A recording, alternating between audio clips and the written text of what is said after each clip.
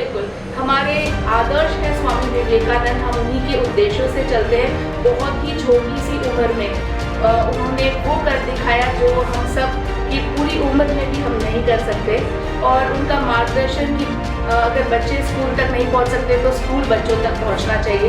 इसी मार्गदर्शन के साथ एकल विद्यालय की स्थापना भी हुई है और इसी मार्गदर्शन से वो चल रहा है।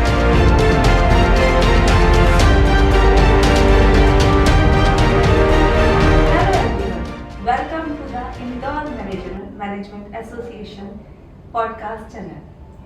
आज हमारे साथ हैं रासू जैन। रासू जैन एक सोशल वर्कर और बिजनेस वुमेन हैं। ये विभिन्न सामाजिक परियोजनाओं में सक्रिय रूप से शामिल हैं, जिसमें slum education, village development and women empowerment शामिल है। ये वर्तमान में FTS युवा की नेशनल प्रेसिडेंट के रूप में कार्यरत हैं। Welcome Rasu Jain. Thank you so much Preeti for the introduction and thank you IMA for the platform जिसमें हम FTS की विचारधारा साझा कर सकेंगे। Thank you so much। Rasu जी, मेरा आपसे सबसे पहले तो ये क्वेश्चन है कि FTS में शामिल होने के लिए आप कैसे प्रेरित हुई? कृपया इनके मिशन और दृष्टिकोण के बारे में बताइए। और FTS में 5W means who, what, where, when and why, इस सब के बारे में आप बताइए। FTS friends of tribal society Van Bandhu Parishad, इसके बारे में समझने के लिए मैं एक स्टोरी का माध्यम लेना चाहूंगी। एक बार एक कक्षा में गुरु क्लास ले रहे थे। गुरु ने सारे विद्यार्थियों से एक प्रश्न पूछा कि आप बताइए आप में से कौन कौन स्वर्ग जाना चाहता है। और सारे विद्यार्थियों ने अपने हाथ खड़े कर दिए। स्वर्ग तो सभी ही जाना है, लेकिन एक विद्यार्थी ने अपना हाथ खड़ा नहीं किया।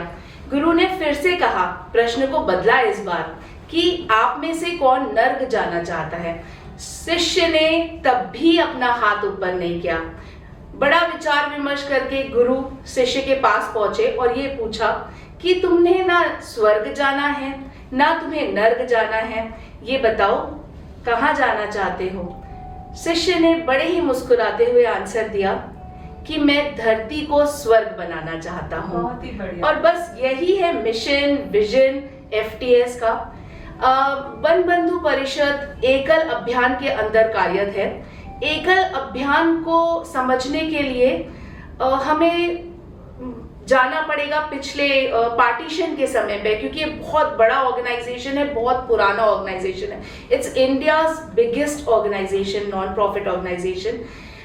बैक ऑन दोज डेज कुछ सोशल थिंकर्स का ग्रुप गांव की तरफ गया, उड़ीसा के एक छोटे से गांव में पहुंचे और वहां पर एक परिवार में जाकर संपर्क किया। वो परिवार की कुछ महिलाएं बाहर आईं और उनसे मिली। फिर वो महिला जब अंदर गई तब एक दूसरी महिला बाहर आई और वो उनसे मिली। फिर वो अंदर गई, फिर तीसरी महिला बाहर आई और वो उनसे मिली। तो जब सोशल थिंकर्स ने ये पूछा, आप सब एक साथ आकर क्यों नहीं मिलते हैं, आप एक के बाद एक क्यों ऐसे हमसे मिलने आ रहे हैं? जी राइट, मतलब सब साथ में क्यों नहीं आ रहे हैं, एक के बाद एक क्यों आ रहे हैं? बिल्कुल बिल्कुल। तो महिलाओं ने उत्तर दिया, हमारे पास पहनने को एक ही वस्त्र, वो एक ही साड़ी है जिसे हम बदल बदल कर पहनकर बाहर आ रहे हैं। सच was the level of poverty, और पहनने के लिए वस्त्र नहीं, खाने के लिए भोजन नहीं, ये उस समय की सिचुएशन थी। जब बाकी सभी लोगों को पता चला बाहर की उड़ीसा के गांव में कि हमारे गांव में ये पोजीशन है, तो बहुत सी साड़ियां, बहुत से कपड़े, बहुत से खाना पीना गांव में पहुंचने लगा। लेकिन जब सेल्फ सफिशिएंट हो गए वो 2 साड़ी 3 साड़ी में, हम हमारा डिमांड सोचे तो वो एंडलेस है, हमारी वांट्स एंडलेस है। और बिल्कुल 2 साड़ी में जैसे ही सबको 2 साड़ी प्राप्त हो गई, वो लोगों ने कहा कि हमें साड़ी नहीं चाहिए, हमें कपड़ा नहीं चाहिए, हम सेल्फ सफिशिएंट है। अगर आप हमारे लिए कुछ करना चाहते हैं तो बस हमारे बच्चों के लिए एजुकेशन, हमारे बच्चों को शिक्षित कर दीजिए, आगे का भविष्य सुधार दीजिए। इस उद्देश्य के साथ एकल की शुरुआत हुई। और आज मुझे ये बताते हुए बहुत ही गर्व होता है कि पूरे हिंदुस्तान में हमारी 84,497 एकल विद्यालय पैन इंडिया चल रही है। और ये जो विद्यालय है ये बिल्कुल सिंपल, विदाउट एनी इंफ्रास्ट्रक्चर, एक गांव, एक विद्यालय, वहां पर एक ही शिक्षक, 1 टीचर स्कूल, और 30 से 35 बच्चे बहुत ही सुंदर तरीके से संस्कार शिक्षा ग्रहण करते हुए उनके अपने समय अनुरूप, जब भी उनको समय मिले, सुबह अगर वो खेतों में जाते हैं तो शाम के समय, और ऐसे शिक्षा वो अर्जित कर रहे हैं। ये जो हम बात कर रहे हैं ये दूर दराज के गांव की बात कर रहे हैं, बिल्कुल, मतलब वो जो लेफ्ट आउट पार्ट है जहाँ पे हम पहुंच भी नहीं सकते हैं, हम अपनी गाड़ियों से भी नहीं जा सकते। जी बिल्कुल, वहाँ की आप बात कर रहे हैं। अच्छा, आपने एक वर्ड यूज किया, नॉन प्रॉफिट ऑर्गेनाइजेशन। तो मैं ये पूछूं कि आपको इसमें किन चुनौतियों का सामना करना पड़ता है कि आप जैसे ये सामाजिक कार्य करती हैं, सोशल वर्क करती हैं, तो आपको क्या क्या चुनौतियां सामने आती हैं? बहुत सुंदर प्रश्न है, क्योंकि चुनौतियां तो सभी कार्य में है, लेकिन इसमें जो चुनौती है कि हम सोशल वर्क को समझ ही नहीं पाते। हम सोचते हैं कि हम तो अभी बहुत छोटे एज के हैं, जब समय आएगा तब हम सोशल वर्क दूसरों के लिए कुछ करने सोचेंगे। सोशल वर्क की कोई एज नहीं होती, राइट टाइम अभी है, आज करना शुरू करिए, क्योंकि अपने लिए तो सभी जीते हैं, जब दूसरों के लिए कुछ थोड़ा भी हम कर पाते हैं तो वो कुछ है जो हम कर सके। आजकल मुझे ऐसा लगता है कि सोशल वर्क का मतलब लोग सोचते हैं कि प्लांटेशन कर लिए तो वो सोशल वर्क। बिल्कुल बिल्कुल, आप बहुत सही बोल रहे हैं। एक बनाना डिस्ट्रीब्यूट करके उसकी फोटो सारे सोशल मीडिया में स्प्रेड हो जाती है, that is not social work, that is definitely a good work जिससे आप किसी का भला कर पा रहे हैं। लेकिन सोशल वर्क वो है जिसमें लोगों के जीवन में इम्पैक्ट आ सके, कोई बदलाव ला सके, और शिक्षा ही ऐसा एक माध्यम है जिससे लोगों के जीवन में बदलाव आ सकता है। It's the biggest weapon to change the world. मैंने FTS के बारे में ये सुना है कि स्वामी विवेकानंद के उन पे चलता है कि ये 1 टीचर स्कूल, मतलब कि अगर हमारे बच्चे नहीं हमारे पास पढ़ने आ सकते तो हम शिक्षक को उनके पास पहुंचाएं। बिल्कुल, तो क्या ये सही है? बिल्कुल, हमारे आदर्श है स्वामी विवेकानंद, हम उन्हीं के उद्देश्यों से चलते हैं। बहुत ही छोटी सी उम्र में उन्होंने वो कर दिखाया जो हम सब की पूरी उम्र में भी हम नहीं कर सकते, और उनका मार्गदर्शन की अगर बच्चे स्कूल तक नहीं पहुंच सकते तो स्कूल बच्चों तक पहुंचना चाहिए। इसी मार्गदर्शन के साथ एकल विद्यालय की स्थापना भी हुई है और इसी मार्गदर्शन से वो चल रहा है। बहुत ही बढ़िया। मैं आपसे ये पूछना चाहूंगी कि आप इन सब चीजों के लिए आपको मोटिवेशन कैसे मिलता है? आप कैसे प्रेरित होती है कि मुझे ये करना है? आपने कौन सी उम्र में ये सब चीजें देखी और आपको कैसे आभास हुआ कि मुझे ऐसा सोशल वर्क करना है जिसपे किसी का इम्पैक्ट हो, बच्चों की शिक्षा के ऊपर हम बच्चों को शिक्षा दे सके? ऐसा आपको कब महसूस हुआ? So I am born and brought up at social workers family. मेरे मम्मी पापा दोनों ही देश के लिए, सोसाइटी के लिए कुछ करने की ही इच्छा रखते हैं, और यही देखते हुए मैं बड़ी हुई हूँ। और 10 साल की ही आयु से मैंने स्लम एरिया में पढ़ाना चालू कर दिया था। जब मैं छोटी थी, मैं 5th स्टैंडर्ड में थी तो 4th स्टैंडर्ड तक के बच्चों को पढ़ाती थी। जब मैं BCom फर्स्ट ईयर में थी तो मैं 12th तक के बच्चों को पढ़ाती थी। तो ऐसे ये शुरू से ही था मुझे कि कुछ करना है और अपना जीवन व्यर्थ नहीं करना है, कुछ ना कुछ। और मुझे सेटिस्फैक्शन भी उसी में मिलता है जब कोई इम्पैक्ट हो पाए, कुछ भी छोटा सा भी अगर हम बदलाव ला सके। तो शुरुआत तो मेरी डेफिनेटली बचपन से ही हुई, कुछ ना कुछ हम आगे पीछे करते ही रहते हैं। लेकिन जब हम अकेले कुछ करते हैं तब हम अपने जीवन को सेटिस्फाइड कर पाते हैं कि हाँ हम कुछ कर रहे हैं, वो भी इम्पोर्टेंट है डेफिनेटली। लेकिन हम सब जब एक साथ मिलकर आते हैं और जो वो उद्देश्य की प्राप्ति होती है उसका कोई भी मूल्य नहीं है, क्योंकि एक से एक हाथ जुड़ते हैं 11 बनते हैं। तो ऑर्गेनाइजेशन के साथ मैं सभी को बोलना चाहूंगी कि जो भी कुछ भी करना चाहते हैं देश के लिए, समाज के लिए, आप डेफिनेटली अपने घर से कर सकते हैं। समाज सेवा घर से ही शुरू होती है, लेकिन जब आप एक दूसरे के साथ जुड़ेंगे, आगे बढ़ेंगे, तो आप इम्पैक्ट क्रिएट कर पाएंगे, और आप जो इम्पैक्ट क्रिएट करेंगे तभी बदलाव संभव है। बहुत सारे ऐसे कार्य हैं जो मैं करना चाहती थी लेकिन कर नहीं पा रही थी, लेकिन FTS के साथ जुड़कर हम लोगों ने, प्रीति मेरे साथ ही कार्यरत है, हम सब ने मिलकर काफी सेटिस्फैक्टरी काम किया है और आगे बढ़े हैं।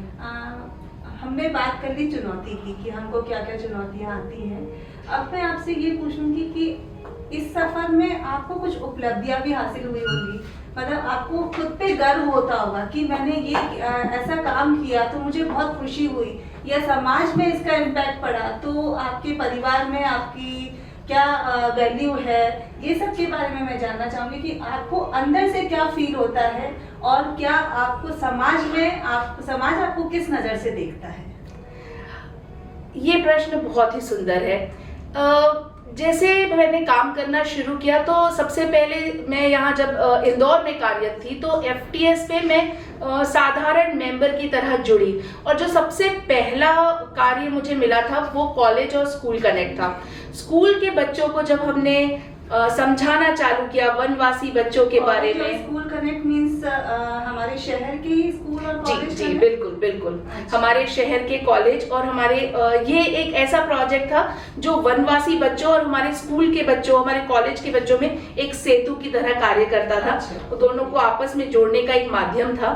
सो मैं सबसे पहले इसकी कन्वेयर बनी, और जब मैंने बच्चों के साथ काम किया तो मुझे लगा बच्चों में जो एनर्जी है वो हम बड़ों से बहुत ही अधिक है, और बच्चे समझते हैं, सीखते हैं और कुछ करना चाहते हैं। बिल्कुल, जैसा आपने बताया कि आप 10 साल की उम्र से ये करने लगी थी ये सब सामाजिक कार्य, क्योंकि आपने ये सब देखा अपने पेरेंट्स को कि करते हुए, तो आप उस पर ज्यादा इम्पैक्टफुल आपका आया। इसी तरह हमारे बच्चे भी अगर देखेंगे तो वो आगे समाज के, तो ये बिल्कुल राइट एज है बच्चों की सोशल वर्क से जोड़ने की, देश के लिए कुछ करने की, समाज के लिए कुछ करने की। जब मैं इंदौर चैप्टर की प्रेसिडेंट बनी एफटीएस युवा की, तब मैंने सबसे पहला कार्य यही किया कि मैंने एफटीएस किड्स की स्थापना की, और इसमें बच्चे बहुत ही अच्छे तरीके से समाज से जुड़ रहे हैं, देश के लिए कुछ कर रहे हैं। बच्चों में जो आइडिया, एफटीएस किड्स मतलब कि हमारे ही जो बच्चे हैं उनके, बिल्कुल बिल्कुल बिल्कुल। इसके बाद जो प्रोजेक्ट हमने स्लम एरियाज में बच्चों को पढ़ाना चालू किया, जैसे हमें संडे पाठशाला का नाम दिया। अब ये संडे पाठशाला उन बच्चों के लिए थी जो कभी स्कूल नहीं जाते थे। हम सोचेंगे कि शहर में तो इतने सारी आंगनबाड़ी है और इतने सारे गवर्नमेंट स्कूल्स हैं, लेकिन नहीं, ये बच्चे स्कूल से वंचित थे। और ये इसकी जब हमने क्लास लेना स्टार्ट किया तो आपको ये सोचकर बहुत ही अचंभा महसूस होगा कि 15 साल का बच्चा और 5 साल का बच्चा एक ही कक्षा में थे। अच्छा। मतलब ये लेवल ऑफ अज्ञानता थी। जी। और उसके बाद जब हमने चालू किया ये इस्लाम एजुकेशन, उसके बाद हमने ये रियलाइज किया बच्चे स्कूल क्यों नहीं जा पा रहे हैं, क्योंकि उनकी माएं वन डे वेज, रोजी जिसको हम कहते हैं, माँ बाप दोनों ही उसमें व्यस्त थे, और इसलिए वो ये बच्चे स्कूल नहीं जा पा रहे थे। इसके लिए हमने स्किलिंग स्टार्ट करी। स्किलिंग प्रोजेक्ट हमारा एक ऐसा प्रोजेक्ट है जिसमें महिलाएं घर से ही अपनी रोजी रोटी अर्न कर सकती हैं, और जिससे बच्चे स्कूल की तरफ जा सकें।